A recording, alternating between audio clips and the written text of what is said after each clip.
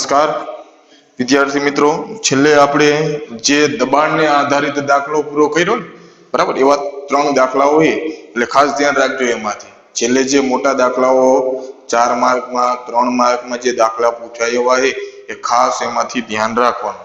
Ready? કોઈ પણ ઉતાવળ કરીને એક પણ સ્ટેપમાં ભૂલ ન થાય એની ખાસ કાળજી લેજો એમાંથી. હવે આગળ સ્વાધ્યાયમાં જે આગળ આપણે પ્રશ્ન જે દબાણ વાળો જોયો ને એવો જ પ્રશ્ન એમાંથી છે. સ્વાધ્યાયમાં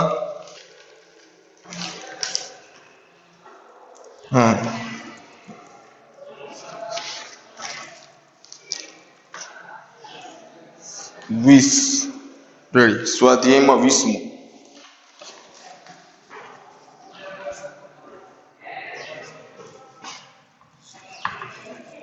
સ્વાધ્યાયમાં દાખલા નંબર 4.20, બરાબર, 20 એટલે 4.20. એજો આઇસોપ્રોપેનનું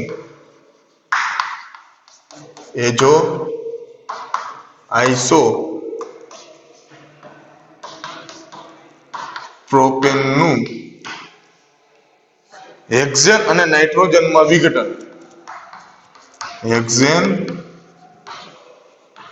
અને નાઇટ્રોજનમાં વિઘટન 543 કેલ્વિન તાપમાને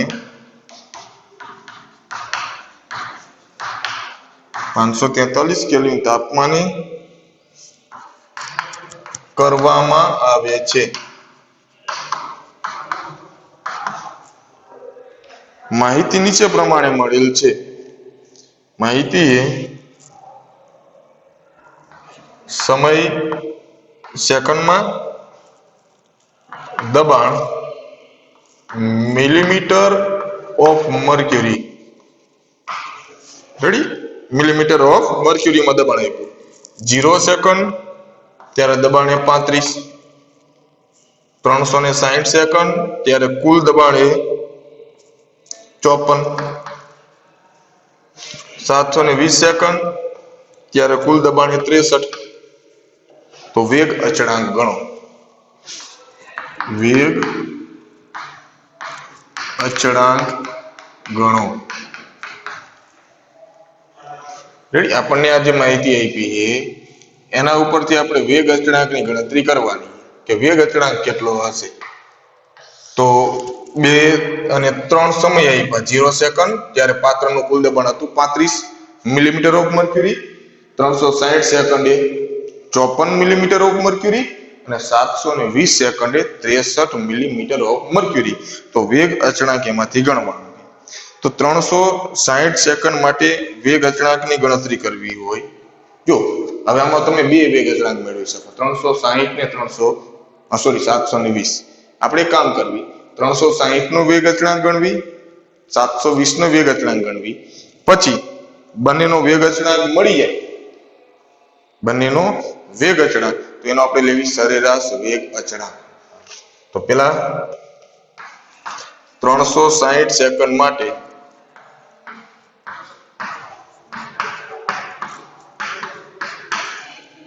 વેગ અચળાંક, રેડી? 360 સેકન્ડ સમય માટે વેગ અચળાંક.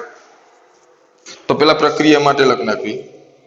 એજો આઇસોપ્રોપેનનું જે વિઘટન છે CH3 twice CHN double bond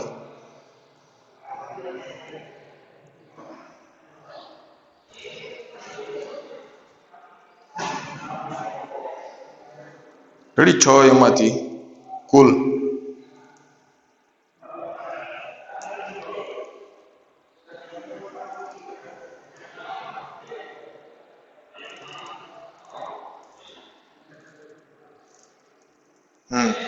CHN CH3 twice, એમાંથી બને H14 પ્લસ N2. રેડી? બધા એમાંથી ગેસ. તો એજો આઇસોપ્રોપેન હેક્ઝેન અને નાઇટ્રોજન બને ને એજો આઇસોપ્રોપેન નું વિઘટન કરો તો હેક્ઝેન અને નાઇટ્રોજનમાં વિઘટન થાય 543 કેલ્વિન તાપમાને. આપણે વેગ અચળાંકની ગણતરી કરવી છે. તો પેલા એમાંથી લેવી શરૂઆતનું પ્રારંભિક દબાણ. હાલો, પ્રારંભિક દબાણ એજો આઇસોપ્રોપેન 0 સમય પ્રક્રિયા કોણ એજો આઇસોપ્રોપેન. તો એનું જે પ્રારંભિક દબાણ છે 0 સમય તો 35 મિલીમીટર ઓફ મર્ક્યુરી. રેડી? ત્યારે બંને નિપજનું કેટલું હોય 0 પ્રારંભિક. તો આગળ પછી 360 સેકન્ડ માટે 720 સેકન્ડ માટે ગણતરી કરશો તો એ જ પ્રમાણે થશે એમાંથી.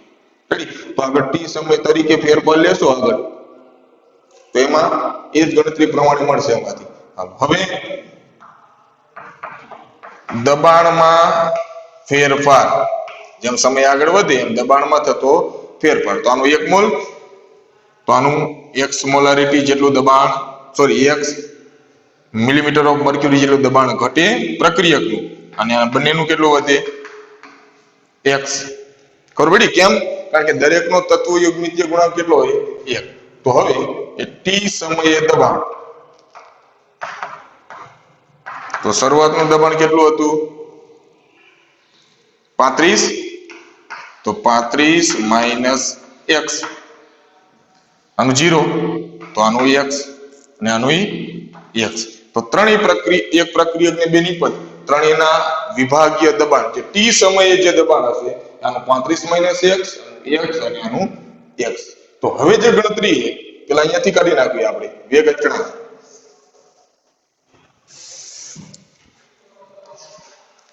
હવે અહીંયા જે t સમયનું દબાણ એટલે 360 સેકન્ડ, 360 સેકન્ડ માટે વેગ અચળાંક.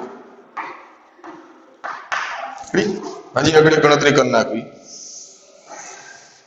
કે કુલ દબાણ બરાબર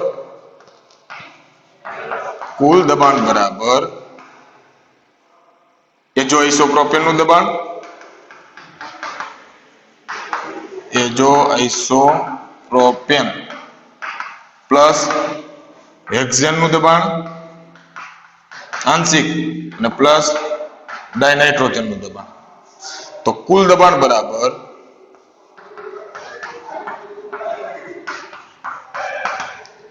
35 માઇનસ x પ્લસ x અને પ્લસ x.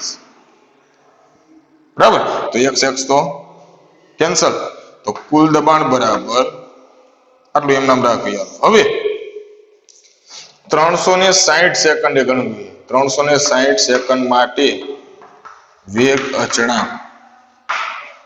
તો હવે જો 360 સેકન્ડે કુલ દબાણ કેટલું હતું 54 મિલીમીટર ઓફ મર્ક્યુરી. તો કુલ દબાણ 54 બરાબર 35 minus x plus x plus x એટલે કેન્સલ. તો 54 બરાબર 35 પ્લસ x. તો x બરાબર 54 માઇનસ 35 તો થશે 19 મિલીમીટર ઓફ મર્ક્યુરી. હવે x નો જવાબ મળી ગયો આપણને 19. તો 360 સેકન્ડે એજો આઇસોપ્રોપેન એનું દબાણ.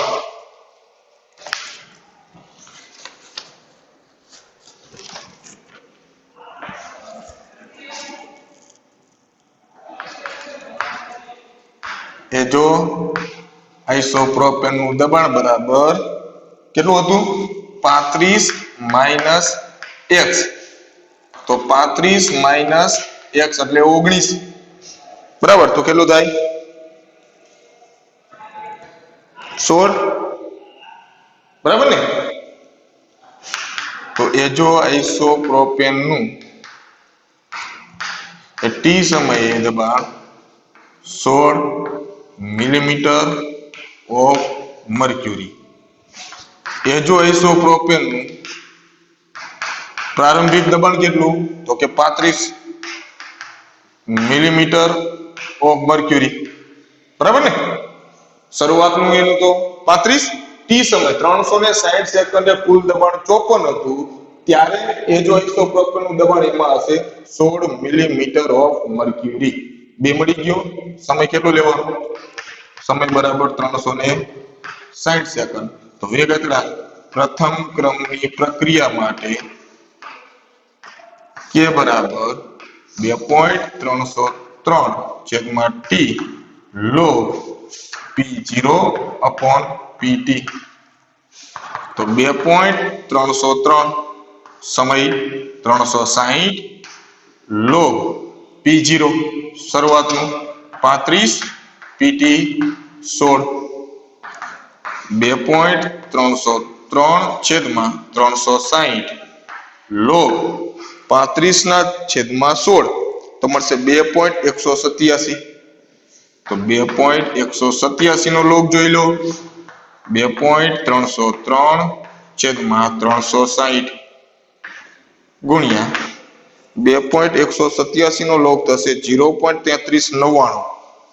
0.3399 ત્રણેયનો ગુણાકાર કરો. 2.303 ગુણ્યા 0.3399 છેદમાં 360 તો 0.002174. તો વેગ અચળાંક કે બરાબર 2.174 ગુણ્યા 10⁻³ એકમ સમય કેમાં સેકન્ડમાં તો સેકન્ડ ઇનવર્સ. ક્યારે મળ્યો? 360 સેકન્ડે વેગ અચળાંક 2.174 ગુણ્યા 10⁻³ સેકન્ડ ઇનવર્સ. 370 સેકન્ડમાં 720 સેકન્ડ માટે વેગ અચળાંક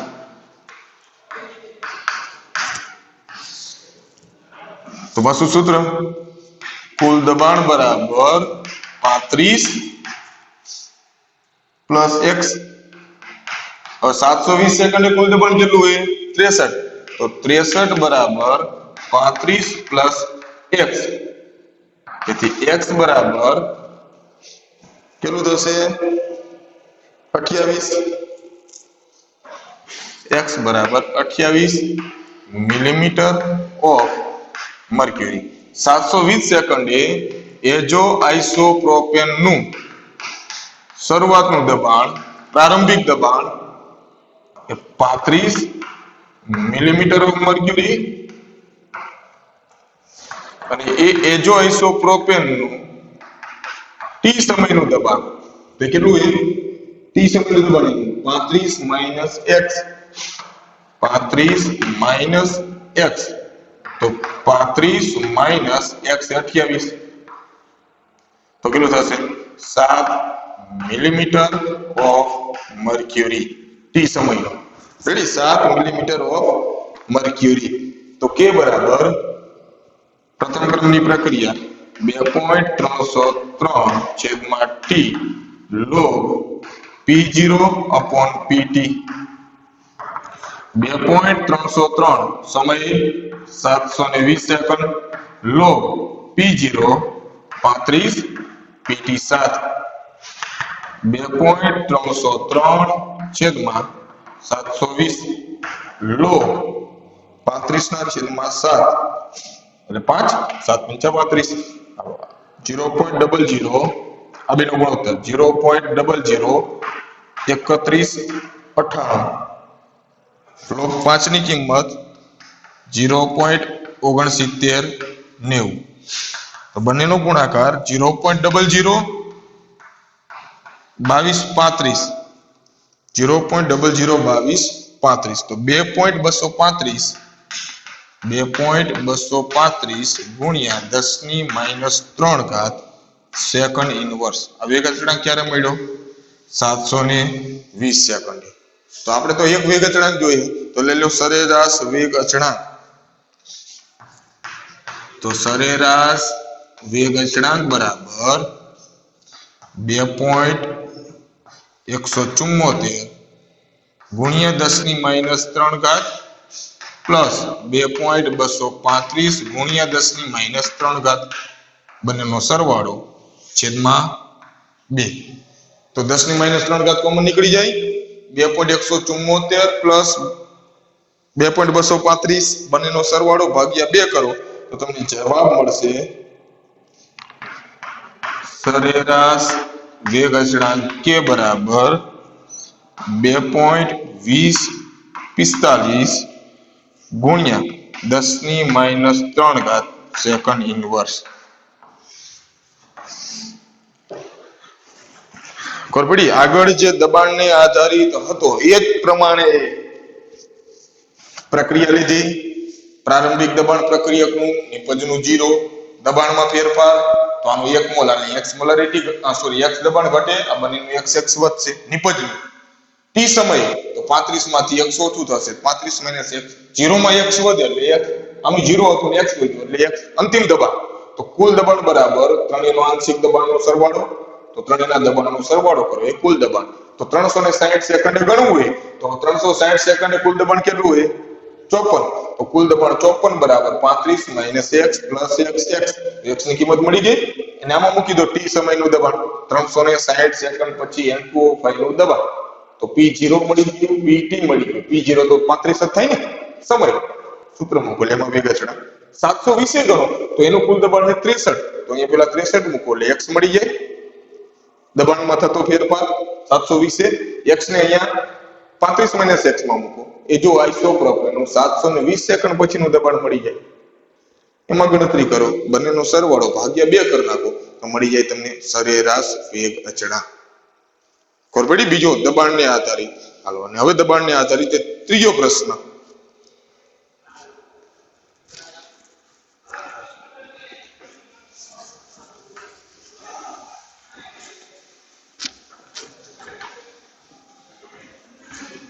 આગળ જો 21મો પ્રશ્ન જો સ્વાધ્યાયમાં.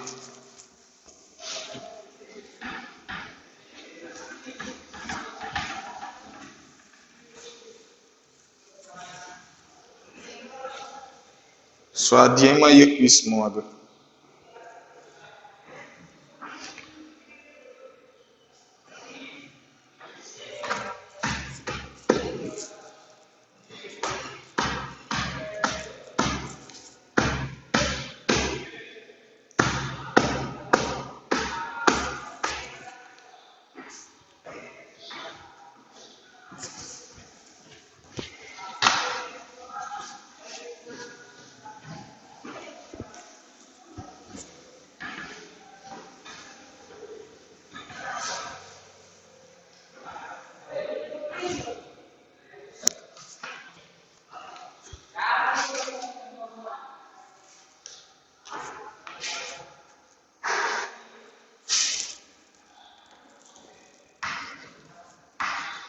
સ્વાધ્યાય 21 અચળ કદે પ્રથમ ક્રમની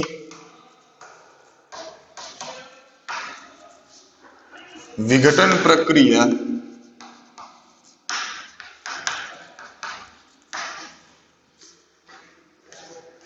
SO2 gas SO2 gas SO2 gas plus Cl2 gas દરમિયાન નીચેની માહિતી મળેલ છે. પ્રયોગ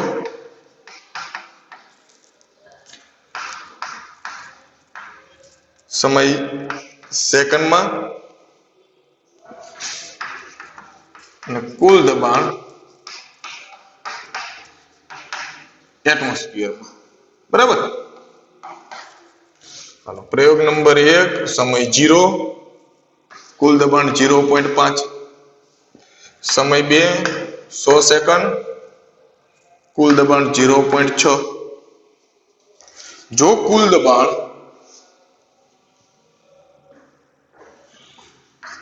જવાબ માંગો, જો કુલ દબાણ 0.65 એટમોસ્ફિયર હોય, 0.65 વાતાવરણ એટમોસ્ફિયર હોય તો પ્રક્રિયાનો વેગ ગણો.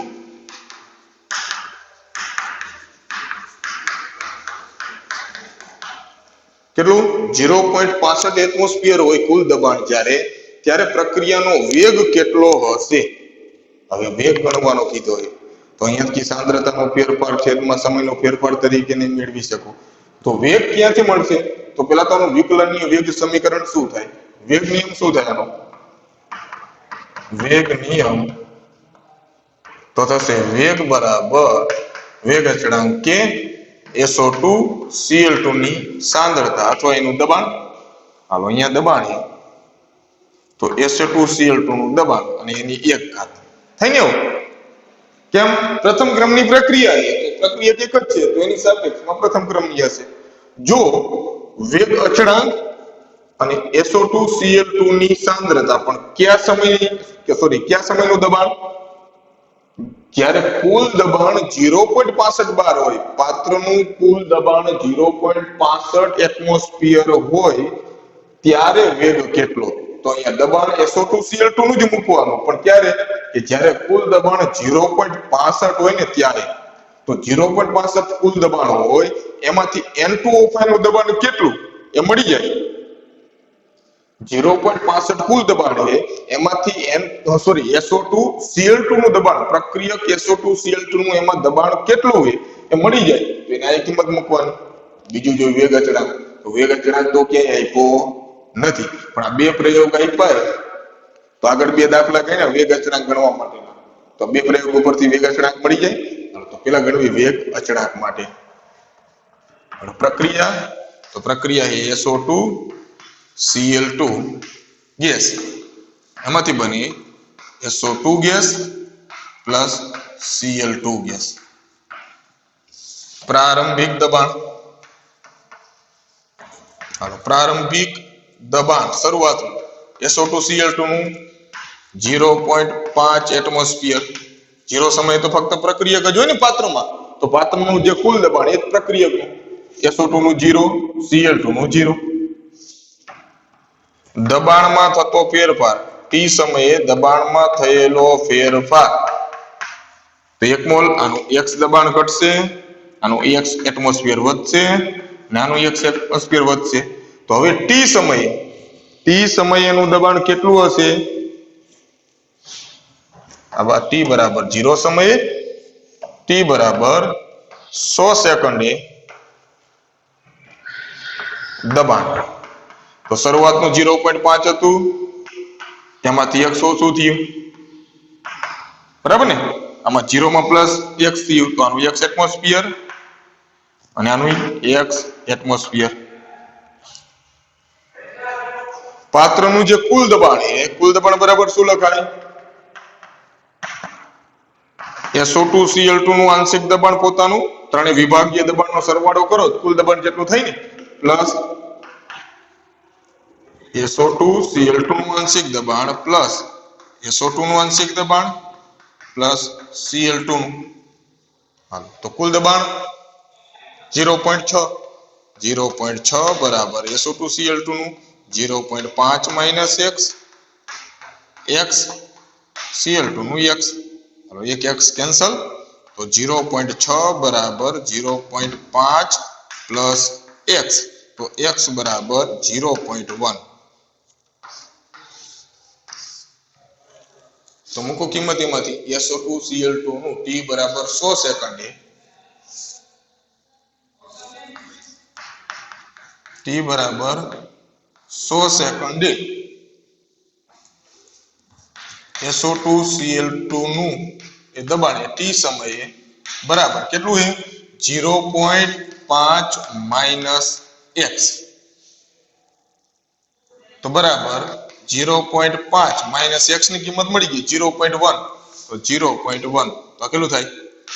SO2 Cl2 નું T સમયનું દબાણ 100 સેકન્ડે અથવા કુલ દબાણ જ્યારે 0.6 બાર હતું કુલ દબાણ ત્યારે એનું દબાણ 0.4 એટમોસ્ફિયર ઘટીને, એટલે 0.5 હતું એ કુલ દબાણ જ્યારે 0.6 થયું ત્યારે એનું 0.4 એટમોસ્ફિયર. શરૂઆતનું દબાણ કેટલું? તો કે 0.5 એટમોસ્ફિયર. સમય કેટલો? 100 સેકન્ડ. તો પ્રથમ ક્રમની પ્રક્રિયા તો પ્રથમ ક્રમની પ્રક્રિયા માટે કે બરાબર 2.303 છેદમાં સમય t log p0 upon pt. તો 2.303 છેદમાં સમય t 100 second log p0 0.5 pt 0.4 0.02303 log 0.5 ભાગ્યા 0.4